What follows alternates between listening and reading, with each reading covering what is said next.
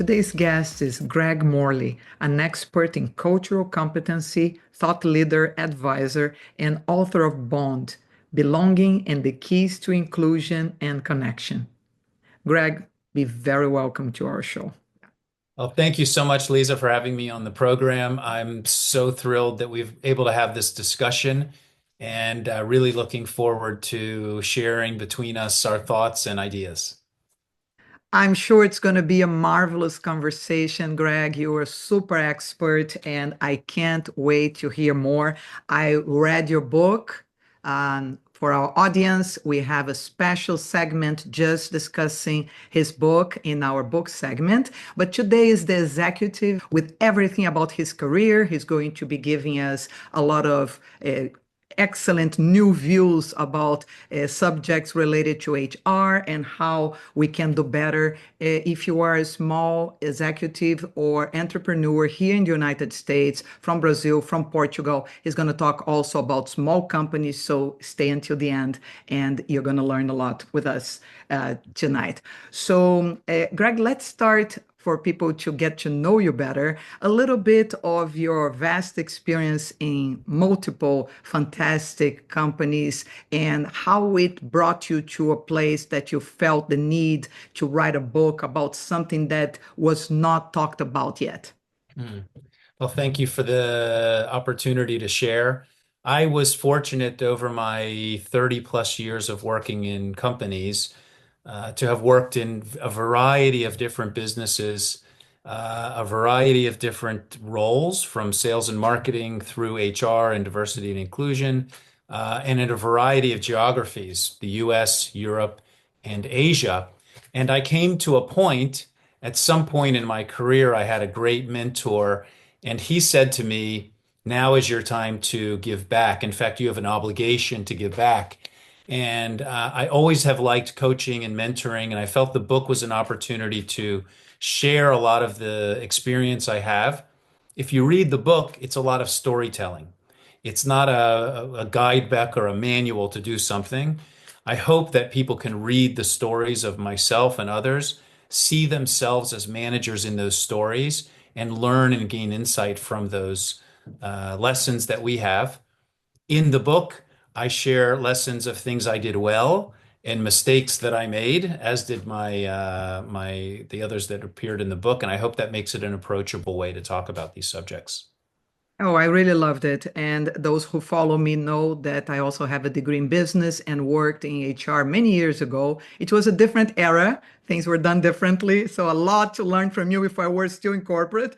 But I remember training people, all the challenge and those that were really present, those that were there just to pay the bills. There was a lot of difficulty sometimes to encourage people to be there. In your book, I love the language because you talk a lot about trying to make that sense of belonging also affects for all the executives here hearing us. It's not only to be politically correct or something we have to do, it affects productivity, it affects results. So it's something that companies should do. And Greg's going to tell us all about it in all the details. One thing that I loved, and we have a few questions here. I mean, when we have an expert, we receive also questions. So I'll get some here that I think some of the executives listening and to the podcast part we are going to also do about it will love. You say that keys to inclusion and connection, and that you are inviting everybody back to the conversation. Could you please tell our audience who still did not read your book which conversation you're talking about and what evolved in this conversation since you released the book back in July? Right. Thank you. Great question. Well, I'll start with a story. So I was in a training class, and we were training on something called unconscious bias. And unconscious bias is the internal bred into our DNA biases that we bring to work and family and home and life. These are things that we don't know where they came from, but they're in us, and we all have them. And it's nothing to say you're a bad person because you have them. It's to understand those things. I had a gentleman come up to me in the training, somebody I knew quite well, And he said, gosh, all this talk about diversity and inclusion, I feel like I'm becoming a dinosaur. Now, this guy was a 60-year-old-ish British white guy, very successful in the business, well-respected leader. But he felt like this conversation was somehow happening around him and he was not part of it. So we had a discussion about why is this discussion about inclusion and belonging and diverse organizations, why is that relevant to him as a manager? And it's relevant to him because when organizations are full of the lifeblood of difference, they just perform better. That's data. So diverse organizations perform better. Diverse organizations with an inclusive culture perform even better. And organizations that have leaders who are inclusively leading an organization outperform all their peers. So my message to him was, you want to be one of those guys, and you want to be somebody who leads that way. And then the discussion is relevant for everyone in your organization. It's not about somebody being in a minority group that that the discussion is only relevant to them. You held a lot of high caliber positions in different parts of the world. I have a lot of interest in the cross-cultural part. I also worked in Europe and other places, and I noticed that sometimes the same thing you're training people at here, when you went to France, would be completely received differently, or England, or whatever. What's your experience training people or even leaders, and the same things that you consider, oh, this works, and then Mm. the reception is like completely alien? Did you have Yeah. this kind of experience as well? And if so, could you tell people how to go around it, since a lot of our executives are trying to start or develop business abroad? Yeah. Thanks for the question. And I reply to your question having been formed by my mistakes and my successes. And one of the things I learned over time in my almost 30 plus years of working in this space is that culture is primarily important as a foundation. What is culture? So culture is Brazilian culture or American culture. Culture is the culture in which I was brought up. Could be a subculture of the U.S. or Brazilian culture or any other culture. But then there's also culture in your community. There's culture in your company, and those things you have to understand a bit when you're trying to make change of any kind. So is a company, a small company, as an example, has always been very dynamic, works internationally, has a very short decision-making process. That's a culture. And so when you're trying to make change happen or trying to better build an inclusive culture, you have to reflect that. Smaller, or I mean larger, maybe more traditional companies, they have a different way of working. So if I think of the difference between, say, a small entrepreneurial company in the US and a family-owned company in Hong Kong, the cultures are very different.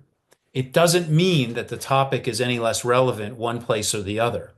And so understanding how you implement change, how you move forward, how you create a more dynamic and productive company in the context of those cultures is the first thing. I know a guy quite well, good friend of mine, and they did a lot of development work in East Africa. And their mantra was, don't just stand there, do nothing, which is counter to what we always hear, which is if there's a fire somewhere or somebody spills a bottle of red wine, it's like, don't just stand there, do something. So in our most cultures, action is valued very highly over thoughtfulness. And in D&I work or HR work, I often counsel leaders to say, observe first, act later. Because learning the culture, learning the people, learning what's working and not working will help you to inform decisions and have better outcomes. Excellent, excellent. And one thing I highly recommend you guys check out the book. They're going to have all the information here on our website and on Greg Morley's page. But one thing that I love is your emphasis on belonging and your explanations of what it means. Because for many, belonging is, oh, okay, now we have people from all types in a company. And you talk about belonging is not only bringing people from the outside in, but including the ones who are inside the company in decisions that involved all the groups. And you talk a lot about the CEOs, bringing the CEOs into the process. Could you Mhm. elaborate a little bit of that? I thought that was fascinating. Sure. And this is one of the topics I love to engage with senior managers on. And there are two components to it. The first is how you value difference. And the second is making sure that everybody in your organization is doing more than they were contracted to do. So on the first element, everybody brings something different to work. You could all be of the same nationality, of the same race, even of the same gender. You're still all different. And so when you start to make organizations even more dynamic, so let's say you were in a consumer products company and you decide that you're going to start to hire people who don't have consumer products backgrounds. How do you get the best out of them? How do they feel like they're heard? How do they feel like they belong there? And there's things to do around that, such as having listening forums, making sure that managers are trained specifically how to facilitate meetings where there are differences. As an example, sometimes some people from certain cultures will not speak up in meetings. And managers in other cultures say, why are those people so dumb? Well, in fact, they're not dumb. The manager who doesn't get the best out of them is the one who's the dumb one. So, and then in some cultures, people just speak without even being asked. It doesn't make that group any more insightful or smart than the other group. So training managers to be able to handle those situations is important. Why is that important? Everybody in that meeting, everybody in that company, especially in small companies, has value to add beyond their job. And when people come to work, and again, especially in small companies, and they're just there for the money, and that's the work that they're doing, you can't afford that in a company of 25, 30, 40, 50 people. Big companies can't afford it either, but sometimes those people get lost. So making sure all of the people in the organization are thinking about their job and other people's jobs and other ways to do things is when your company will accelerate. Because then you're getting people to do the incremental effort. And that is the magic of managing across difference. Awesome. Fantastic explanation and leads me to another question here. Some of the small companies, 50 to 100 employees that contact us and watch our show, they have interest in having an HR department that would be doing certain functions bigger than just payrolls, etc. That was the old school. So we talk a lot about training, and I would love your opinion about that. But involving training, there is one specific aspect, which is a lot of people who work abroad, they come with a dream, and then it doesn't work initially, and they say, you know what, I'm going to get a job just to pay the bills. And Mm. then stay 1 year, two, three, and then become in that, okay, I don't like the job, but I need it. Now I have a family, I can't leave. And then become that, frozen, static thing. As an executive that spots this kind of situation in a group, let's say in a company with 50, that makes a difference. If I have enough of those people. 10, 20% is already a problem. They're doing the basic, the job description, as you say in the book. So, is there any way before, let's say, replacing these people that may not be motivated or wanting to do their best anymore? Is there any way that somebody in training could come with some kind of different language that would awaken them and say, hey, you know what? Your opinion is important. Sorry if it hasn't been. Let's start over. It's a great question, and it doesn't only have to come from HR or training. There are many managers I've worked with over time who are exceptional at understanding the people who work for them, are exceptional at having conversations with people. And this is sort of the nature of empathy. And I believe any manager can develop the skills to understand and know the people that work for them better than they already do. I think it's difficult to train managers to be either highly empathetic or highly financial. I mean, those things are why people excel in certain domains. But to be able to talk to somebody that works for you, hey, I noticed, things don't seem to be going very well. Maybe you're not coming into work on time. You seem not to be very happy. Can we talk about that? Just acknowledging somebody in that way and giving them the chance to speak to you and be heard will already make a difference. And you know what? It will make a difference in one of two ways. One is the person will think, gosh, this person really has my best interests at heart. I'm going to start to open up. I'm going to start to work with this person. Or they may leave because they feel like, okay, they've been found out. They're not really worried. They're not really interested to put anything else into the company. And, sometimes the best gift we can give somebody is to help them find a path where they will be happier and more fulfilled. And sometimes it's not in your company. And so we have to be willing to have those kinds of tough, intimate conversations with people to help them do their best work and help our companies be more successful. Again, guys, you need to really see this book. It's amazing. I'm talking from the point of view of somebody who really worked in corporate and brings things you haven't seen here before. And Greg, I love the cover, by the way, also. And I'd like to ask you if the colors that are now merging with our background, if they are also to symbolize inclusion, pride, both, or it was just beautiful design. So this is the first book that I wrote, and often people will ask me, "Oh, did it meet your expectations? And how are you benchmarking it?" Frankly, I have no idea. But what I loved was working with a cover designer, and they came back with several iterations. First was black and white, and then they came back with this color iteration.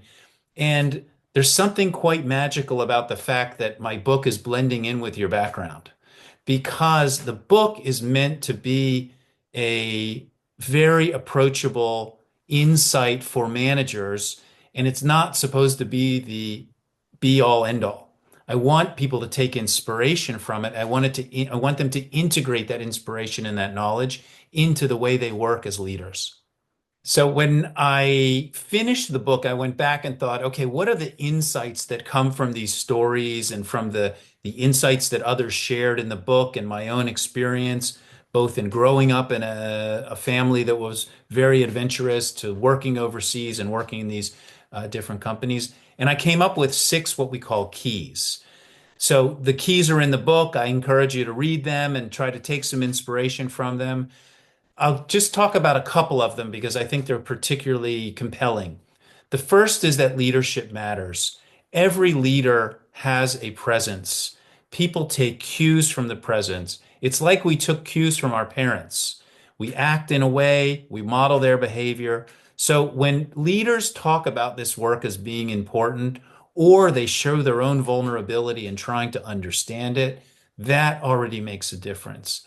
I also share the insight of trying to find common ground. We live in a world of competition and argument, and mine is mine, yours is yours. And what I think is critically important in this work is first to find the common ground. The common ground in a company can be we want to survive as a company. From there, we build out into more enriching conversations and more inclusive conversations of how can we do that. And I think the third one is we oftentimes are always looking to blame the other person. Well, this company would be more inclusive if that manager were better. Or this company would be more, there would be more of a sense of belonging if that person would just get on board and feel like they're more a part of it. We have to start with ourselves. We're all learning. We're all on our own journey, and we all have gaps to close as we bring people along for us along with us in this journey of ultimately, which is success in business. Marvelous comments, Greg. I think people will benefit a lot by reading your book. be them executives or people who just want to understand it better and even how to work better in companies and maybe even bring suggestions for their executives if they have this kind of opening. So we have one more question here because most of our audience is also people made of people who have come from other countries to work in the United States or back to Europe. So you had to relocate a lot with your multiple jobs in all these continents. Would you be able to give us any kind of personal note as a high executive who had to maybe bring family and be in these countries yeah, about the personal part as well? Because you come for a new job, it's so much pressure, learning the culture of the company, learning the new job, plus all this family and weather and all this. Anything in general that you could share with us? It's always appreciated. Great question. And as I reflect on my journey around the world, and in fact, I haven't lived in my own country in now 24 years. So I'm actually speaking to you from my home in New York, which I recently purchased. My husband and I live in now part-time. So I'm getting reacquainted with my country, having lived now in France and Hong Kong for the last basically 20 years. One of the things I think we often fail to recognize just as human beings is there's nothing more flattering than when somebody asks you for your opinion. And if I had one piece of advice for people as they're moving around the world, is as you meet people at work, you meet people on your team, ask them the question, what do you think I should know? And it will open incredible doors to a whole variety of things. Some of it might be important, some of it might be where I get my hair cut. So anything that makes the journey easier, but also gives you more insight into where you're going. And in addition, it has the benefit of recognizing somebody because you cared to hear their opinion. I think that that's an incredibly powerful question to ask and has always served me well. You know, the hardest relocation I ever made was from the school, the city where I went to university, and the first move I made to Florida from Virginia. Now, that was a harder move for me because back to the idea of the book that I wrote, I lost my sense of belonging. I didn't have a community. I didn't have friends. I had a couple of colleagues. We worked in a sales office, a remote sales office, so there weren't a lot of people. And it took me a while to feel like I had my feet on the ground again. But because I tried to build those relationships with the people I was working with and asking those questions, they took me in their arms and I was able to create that sense of belonging so that, you know, when I later moved to France and I moved to Hong Kong and I moved to Shanghai and back to Paris, I was much more comfortable being vulnerable and saying, I don't know. Could you please tell me what you think I should know? Excellent. The way you put it, it also may open up for new friendships. So you kind Absolutely. of have colleagues that may eventually become your friends because you are so vulnerable and open. Excellent. Thank you so much. Now, getting in a bit tougher question that people are so curious at this moment is there is a lot of discussion about the relevance of DEI now. If we have gone too far, if we should, pull it back a little bit. What's your vision about it, Greg? Mm. I think any time, regardless of the topic, where we spend a huge amount of investment into something, there comes a reckoning. And I think that is actually the time for this movement. It's not a bad thing that we're stepping back to say, okay, what have we done? Where have we come from and where are we going to? You know, there was a I would say a kind of slow build of DE&I over a number of years. Some companies started earlier, some started later, and it was a catapult after the murder of George Floyd in June of 2020. And a lot of companies made investments not necessarily knowing where they were going, but because they felt like they had to. And many companies doubled down on what they had already been doing quite well. It's, I think, responsible for us in the space to step back and say, okay, let's take stock. Let's figure out where we're going. Companies who have done that, some quite notably, um, are now being they're talking about them, oh, they're moving away from DE and I. None of them are changing the internal investments that they're making. What they're doing is they're moderating the way they're talking about it. They're moderating the external facing pieces of inclusion and belonging. And I think that that's responsible business. So companies are not necessarily changing the fact that they want to have gender diverse senior leadership teams, that they want to have ethnically diverse senior leadership teams, that they want to promote from within. They want equity in the organization because that creates better outcomes. So I sort of relish this time where we are now having substantive conversations about what's been done and where we're going. And I think it's the right conversation to have. Marvelous, marvelous. Coming from you who have so much experience, I love to get your insight. And finally, you know that now with the new administration here in the United States, there has been talks that a lot of these programs will be out. Even the words are being talked about very carefully. Mm. So, what do you think? I mean, in your opinion, what do you think? May be the impact of this if it really happens in the United States? And how do you think that can somehow involve the whole globe or by seeing what's happening in the United States? Mm. I think in most places, it's a great question and it's absolutely timely. I think in most places in the world, the movement around inclusion, diversity, and belonging is not as developed. So they're still moving through some of the foundational aspects of that discussion. The reality of the United States is it is becoming a country that has more difference in it, whether that's ethnic difference, experiential difference, gender difference. So call it what you will, we have to understand how to get the best out of the people that live and work and own and grow up and die in the United States. So we can run away from the term, but what I would like as a manager is I want to get the best out of my people, and I want the people that work for me to feel like this is my home. This is the safe space in my life, and this is where I do the best and I feel proud. So that's why I think there's a movement now to change the nomenclature because the nomenclature has become a bit toxic, but continue to understand that managing across difference is ever more important. If you look at the world of red and blue, that's most companies. You can't get away from it. So how do you create a point of commonality?